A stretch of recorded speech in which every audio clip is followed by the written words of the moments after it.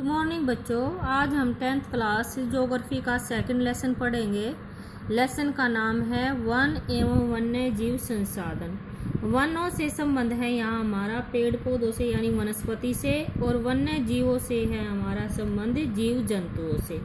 यानी इस लेसन में हम पेड़ पौधों से और जीव जंतुओं से संबंधित जानेंगे।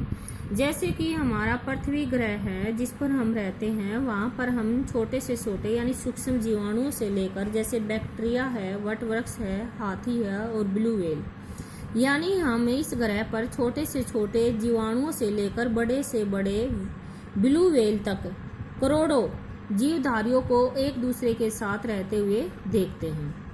यह पूरा आवासीय स्थल जिस पर हम रहते हैं यानी पृथ्वी जिस पर हम रहते हैं, यहाँ पर जैव विविधता का अर्थ है जैसे पशु और पेड़ पौधों की अनेक प्रजातियाँ, यानी पशुओं की और पेड़ पौधों की अनेक प्रजातियाँ यहाँ पर पाई जाती हैं। पेड़ पौधे जैसे आप जानते हो अनेक प्रकार के पेड़ पौधे होते हैं, और सूक्ष्म जीव आप जानते हो जैसे जीव जंतुओं में विविधता की छोटे से छोटे भी हैं और बड़े से बड़े भी। इसी प्रकार जब ये दोनों जीव जंतु और पेड़ पौधे आपस में एक दूसरे पर यानी निर्भर हैं, आश्रित हैं, जब पेड़ पौधे और जीव जंतु एक दूसरे पर आश्रित होते हैं तो वह पारिस्थितिक तंत्र या पारितंत्र का निर्माण करते हैं, जिसका हम मात्र एक हिस्सा है, यानी मानव भी इसका महत्वपूर्ण अंग है। जैसे उदाहरण के लिए वायु जिसमें हम सांस लेते हैं, जल जिसे हम पीते हैं, मृदा यानी मिट्टी जो अनाज पैदा करती है, जिसके बिना हम जीवित नहीं रह सकते। तो पौधे, पशु और सूक्ष्म जीवी इनका पुनर्सर्जन यानी जो जिसमें हम सांस लेते हैं और जल पीते हैं, और जो मिट्टी जिसमें हम अनाज पैदा करते हैं, इसमें पौधे, पशुओं और सूक्ष्म जीवों का भी महत्वपूर्ण हाथ है, यानी इनके बिना हम इन चीज़ों की प्राप्ति नहीं कर सकते।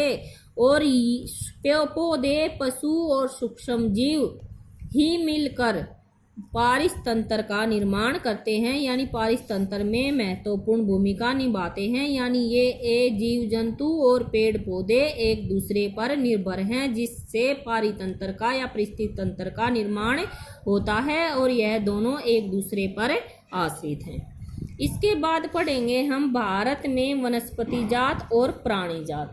वनस्पति जात का अर्थ मैंने बता दिया पेड़ पौधों से है, और प्राणी जात का अर्थ है जीव जंतुओं से। वनस्पति पेड़ पौधे और प्राणी जात जीव जंतु, यानी इस पाठ में हम ये यहाँ पर इस टॉपिक में पढ़ेंगे कि पेड़ पौधे और जीव जंतु। सबसे पहले हम ये टॉपिक जानेंगे कि हमारे देश में लगभग 81,000 वन्य जीवन उपजातियां हैं। वन्य जीवन उपजातियां क्या हैं? जो जीव जंतुओं की प्रजातियां, यानी 81,000 जीव जंतुओं की प्रजातियां हैं। 47,000 वनस्पति उपजातियां हैं, यानी 47,000 पेड़ पौधों की प्रजातियां हैं। और इसमें से 15,000 प्रजातियां पेड़ पौधों की ऐसी हैं जो सिर्फ भारत में ही पाई जाती हैं। भारत में 15,000 पेड़ पौधों की प्रजातियां पाई जाती हैं। इसके बाद भारत में 10% वन्य वनस्पति है और 20% स्तनधारी, यानी जिन वन्य जीव जंतुओं से हमें दूध प्राप्त होता है, ऐसे 20% हैं।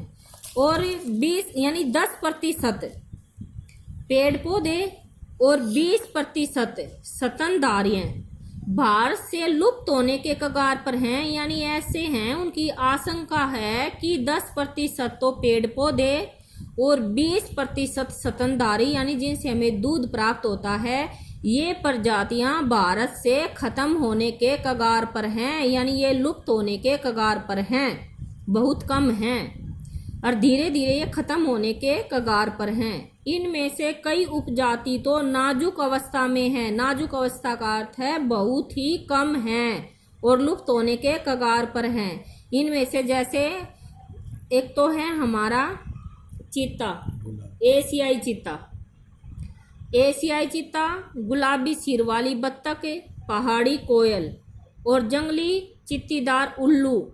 यानी ये जो जातियां हैं, प्रजातियां हैं हमारी, ये लुप्त होने के कगार पर हैं। इसमें पौधे भी शामिल हैं, जैसे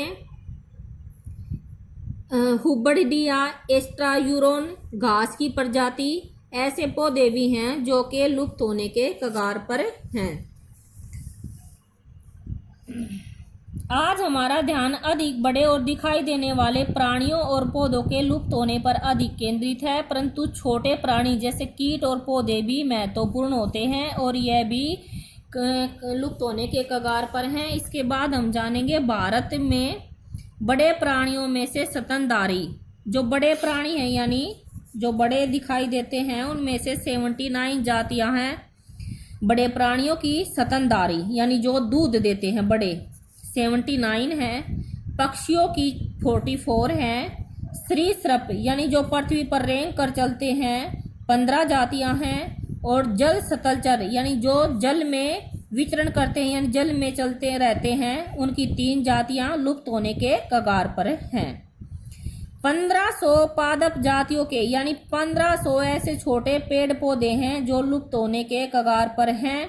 फूलदार वनस्पति, रीढ़धारी प्राणियों के लुप्त होने की दर लुप्त होने की प्राकृतिक दर से 50 से 100 गुना ज्यादा है। इसके बाद नेक्स्ट बेटा कल पढ़ेंगे